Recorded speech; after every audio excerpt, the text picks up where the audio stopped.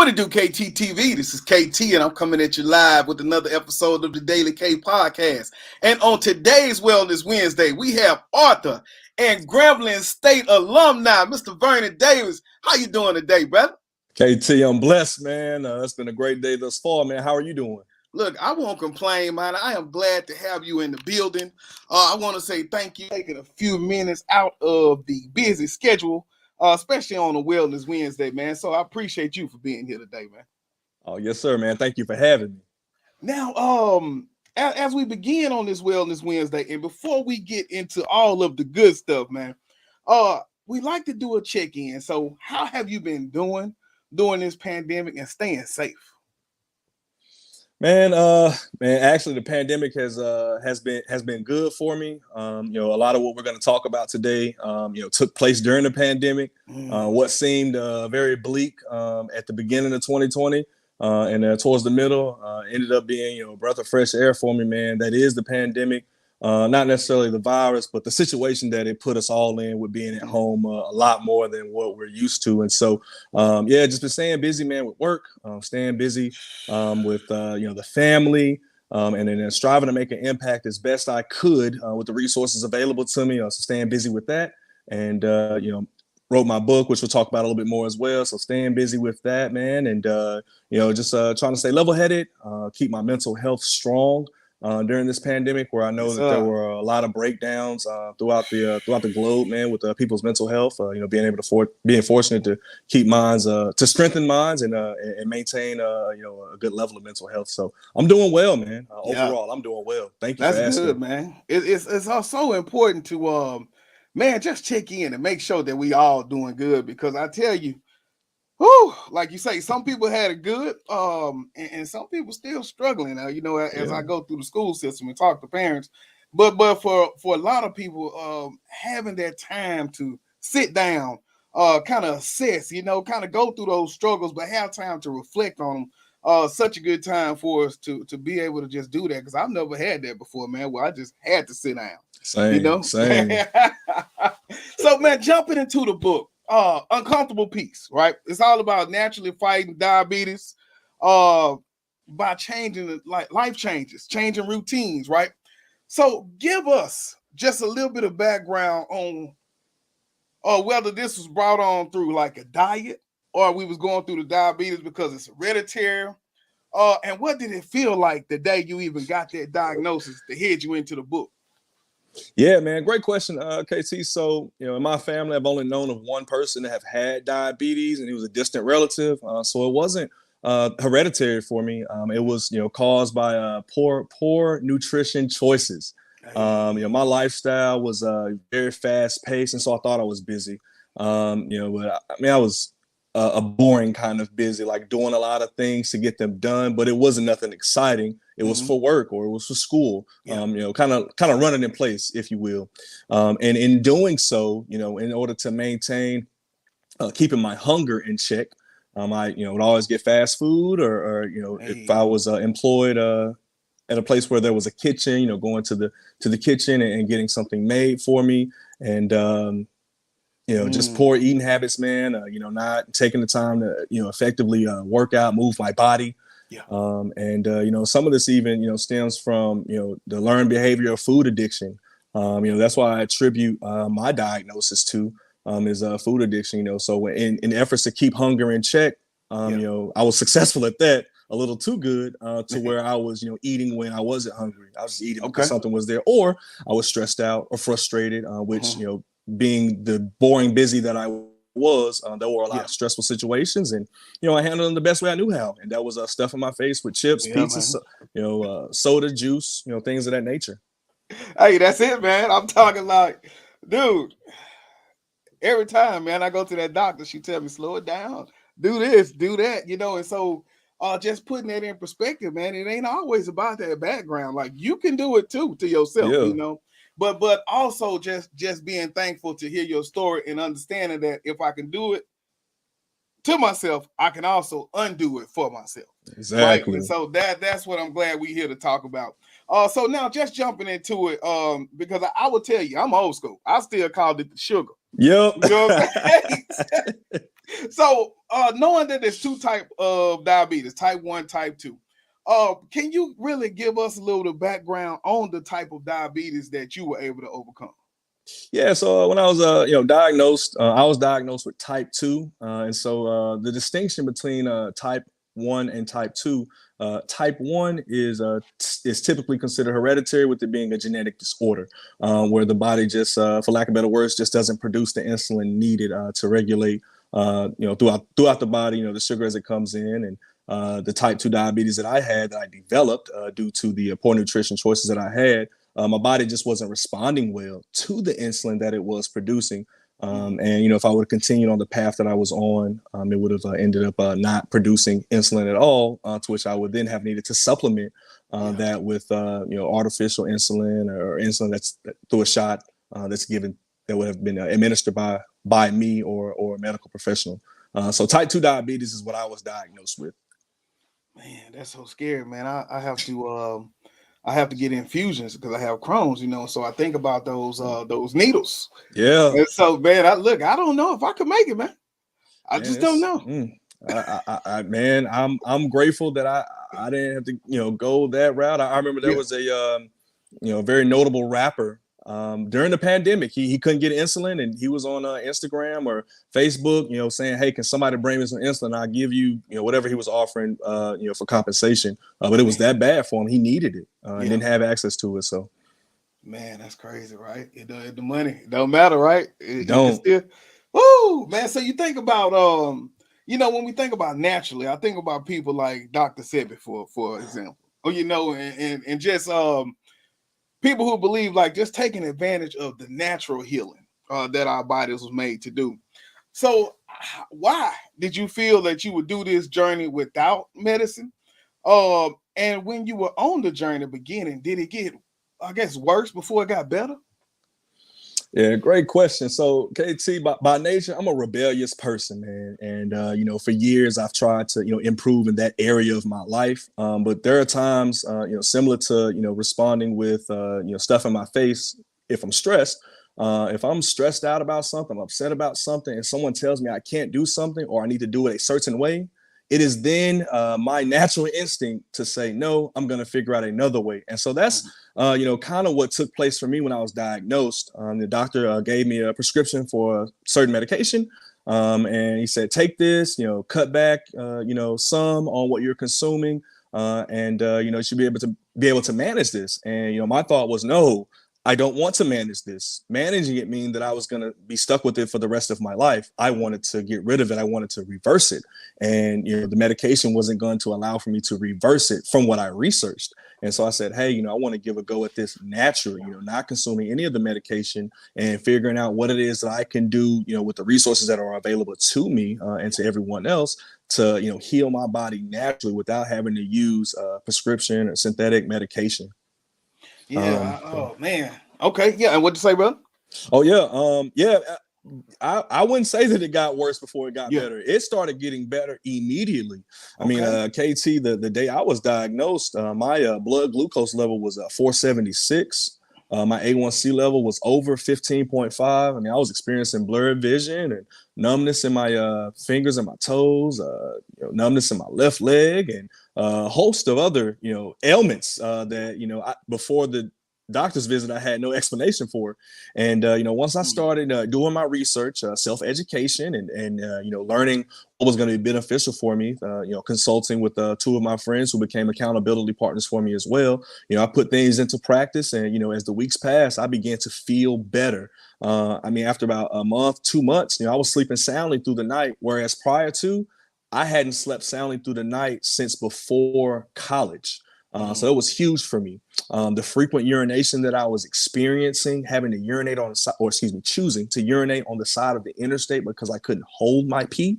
I felt like my bladder was going to burst. That all stopped after about a month or so. Things were getting back to normal. I started feeling better. I started losing weight, which was helpful. I didn't have blurred vision anymore, and so things got better. After I made it up in my mind what I was going to do after my research, things started getting better for me. They did not get worse. Yeah.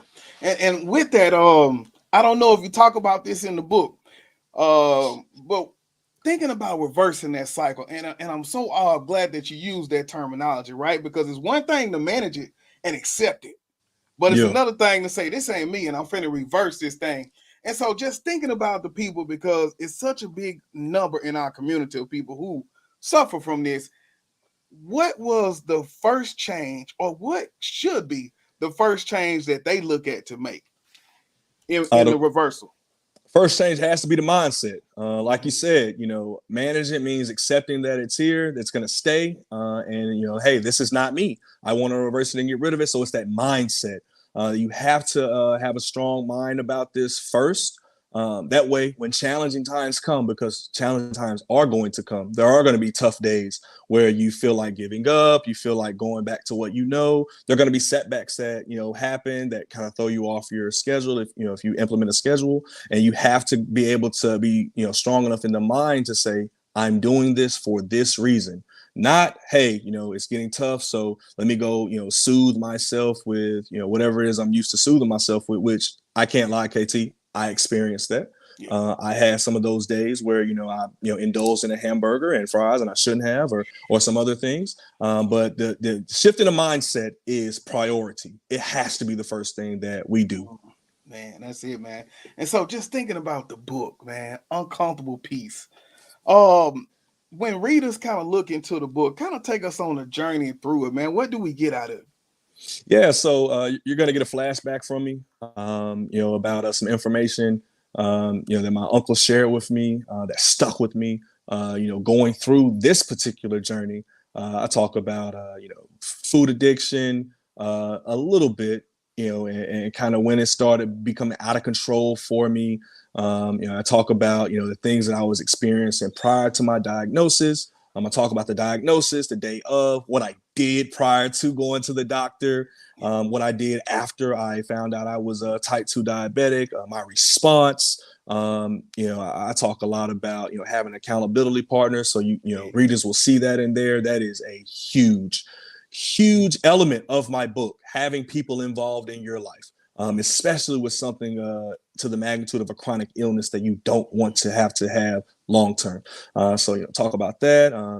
It's a great start for anyone that wants to learn how to heal their body naturally in general. It's a great start to that self education and that research that one is going to need to do in order for information to stick. Because as a former teacher and as a student for life, I know, and I would imagine that others have experienced or are familiar with. If someone tells you something, it's a chance it'll stick. It's a chance that it won't. But if you see it for yourself, if you go find it and research it for yourself, it's a greater chance of it staying embedded in your mind for you to recall at a moment's notice.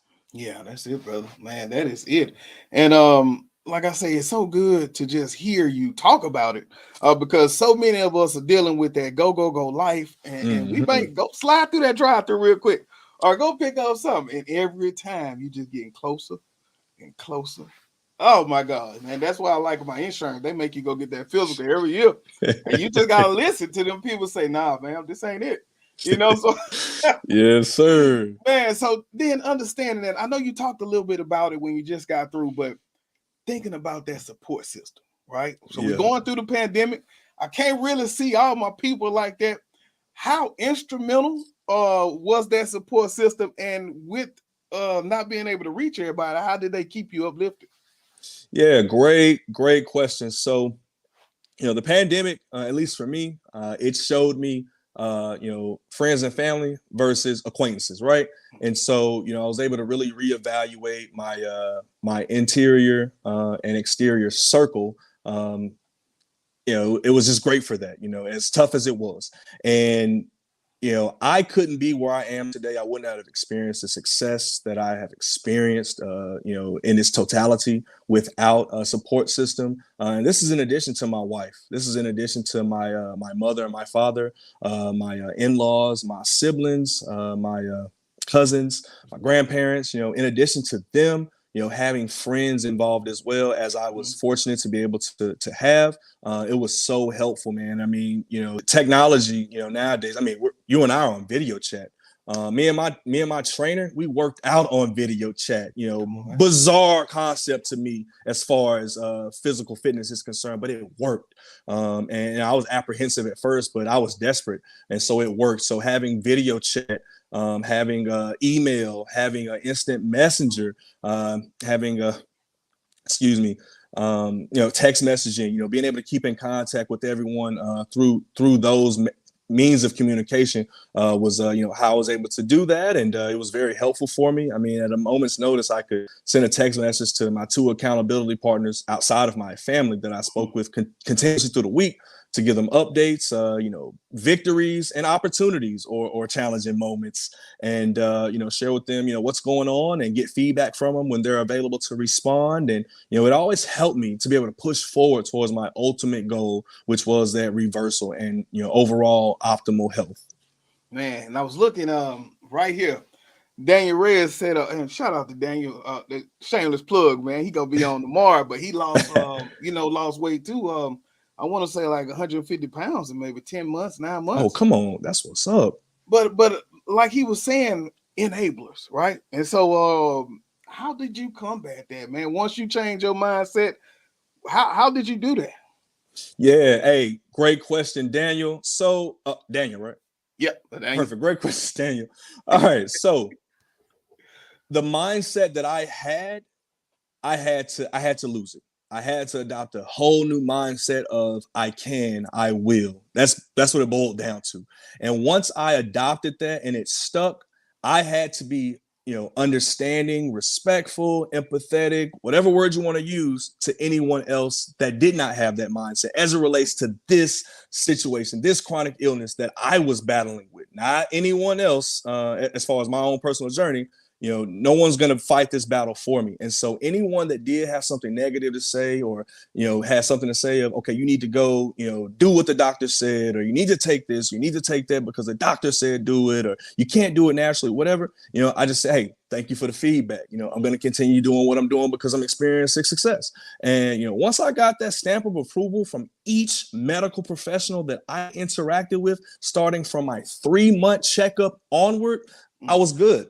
It was no need to change what was working for me. And so those enablers or those doubters, they came around because I'm living proof of I'm a living proof of a testimony of what is possible with, just changing up your lifestyle in general, which again starts with that mindset, shifting that mindset. That's it, man. You're right. You got to start with that mind first, man. So as you went through this process, were you writing the book as you went? Or did you kind of sit down after it was all not necessarily over, but after it was coming like to a slow point? Did you kind of start writing then? No, so I was diagnosed in July of 2020. I didn't start sitting down writing this book until Thanksgiving. Okay. That was actually the day that I sat down and said, hey, I'm going to start working on a book. And then each appointment that I had for a follow-up appointment every 3 months, I would just add on, whatever happened prior to that appointment, what happened at the appointment as far as the results, the conversation with the medical professional, and then go on to, whatever the next chapter was.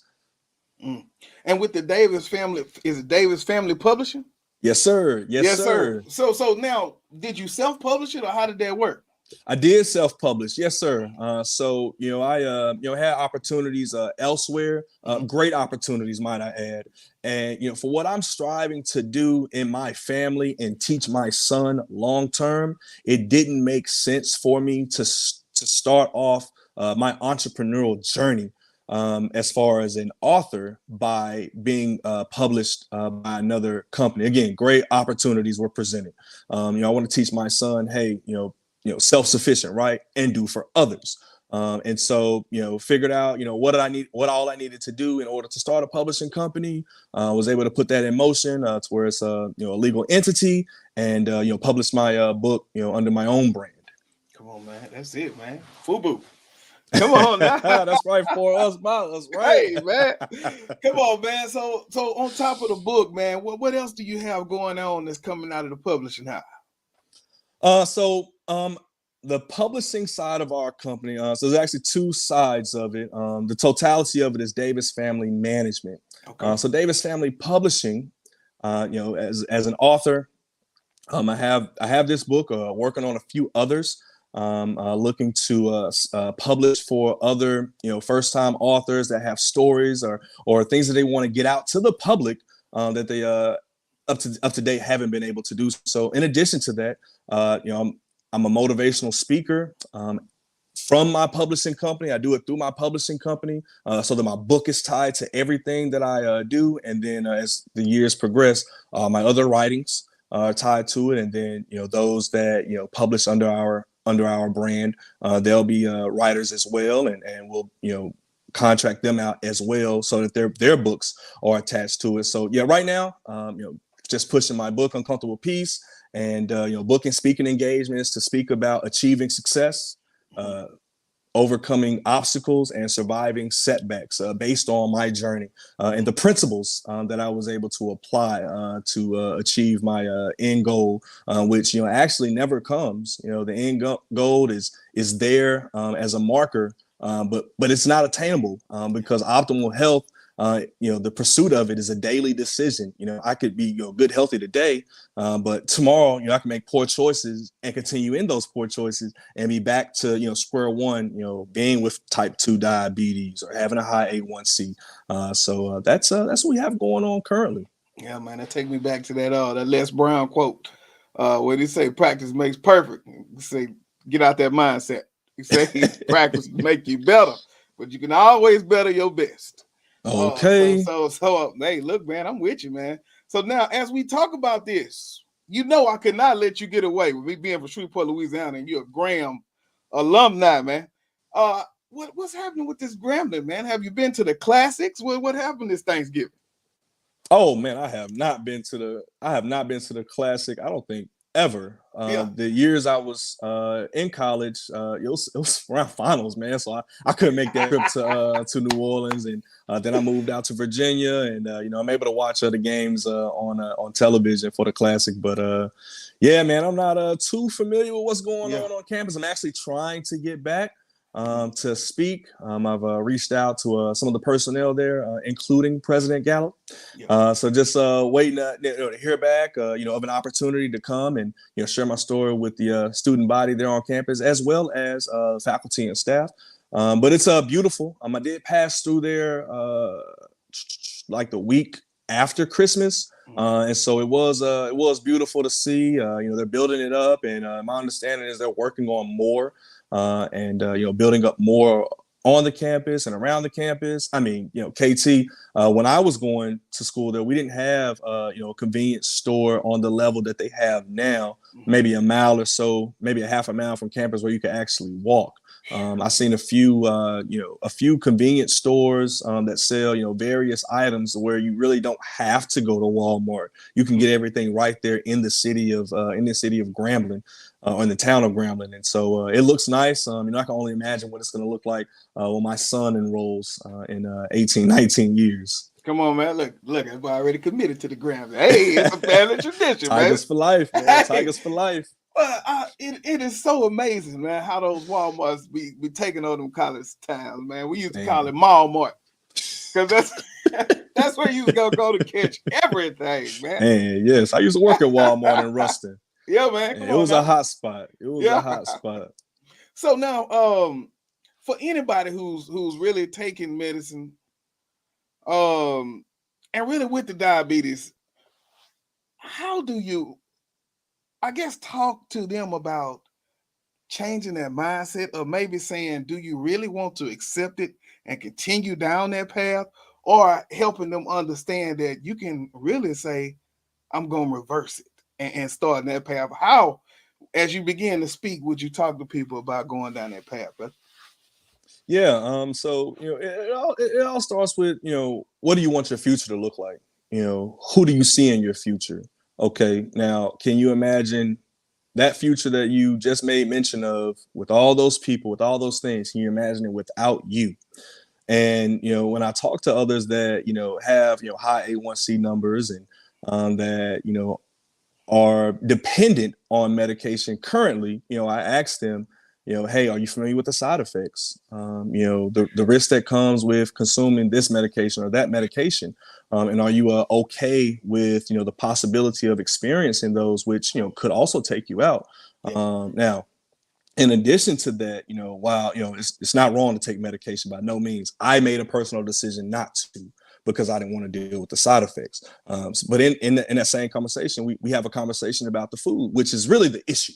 The food is the issue, consuming too much of this, consuming too much of that, and so we start talking about, hey, have you considered, really changing your diet and how you view food, your mentality towards food. And once we can get to a good spot on that topic, the sky's the limit. The sky's the limit. Once, a person, can say, hey, this food is not going to control me. I'm not living to eat, but I'm going to eat to live. The sky's the limit with what can be achieved, because the food we put in our body has an effect on every other aspect of our life. The way we carry ourselves, the way we view ourselves, the way we view others, how we perform at work, how things are at home, the food that we consume and the frequency in which we consume it and the quantity has a huge implication on a person's lifestyle. And how things are going for them, how they carry themselves. And so again, once we can, get to a good spot on that topic, on, shifting the mindset towards food and using as fuel to fuel the body, man, the sky's the limit. Sky's the limit, man. I was thinking earlier, I'm losing weight because I've really been working out, but I've been so tired. And then the first thing I said was, how am I fueling myself? As I'm going from forward. You seen the emails coming through, man. It's early this, man. Hey, look. Oh, like, man, Casey up early like me. Hey, man, but working, man. But yeah, man. So just thinking about that, changing that mindset, because we simply have to, right? That's why people like today and just talking to you, or tomorrow, like talking to Daniel, as we look at turning this thing around. Everybody got them first of the year goals. But do they have the mindset to go with the goals is the question, or will they be back in the same position? So awesome work today, man. Where can we find you? Where can we buy the book? Talk to us all about that. Yes, sir. dfpublishing.org. That's where anyone that wants to purchase an autographed copy of my book can find it. Also, my social media links are at the bottom of that website. Facebook and Instagram, very easy. Vernon P. Davis Jr., Junior Jr. P is just the letter P. And I'm very active on Facebook, becoming more active on Instagram, definitely learning how to balance the use of both of those for business, professionally, and then as well as personally. And then, my book is also available for purchase on Amazon, ebooks. On Amazon, and then unsigned copies of it on Amazon as well. That's it, brother. Well, like I say, man, I appreciate you for taking some time out of the schedule today. It's all about providing that value, man. So every tidbit you dropped today, I sure appreciate it, brother. Oh, yes, sir, KT, man. I pray this blessing to everyone that's listening. Just at least one nugget you all can take away and apply. I would highly recommend harping on accountability partners. I can't say that enough. Like you may mention, KT, some people had, or a lot of people had the New Year's, commitments, and are they sticking to them? You have a better chance of sticking to things you commit to when others are involved, when they're familiar with what your goals are and what you say you want to do, because they can hold you accountable. And not a yes person, not someone that's going to tell you what you want to hear, but someone you respect, that respects you, and that wants the best for you. That's it, man. All right, brother. Well, that will do it for us today. I look forward to having you back after you go become a bestseller. Thank you, KC, man. Probably even before that. I'm looking forward to working with you again, sir. Hey, let's do it then, man.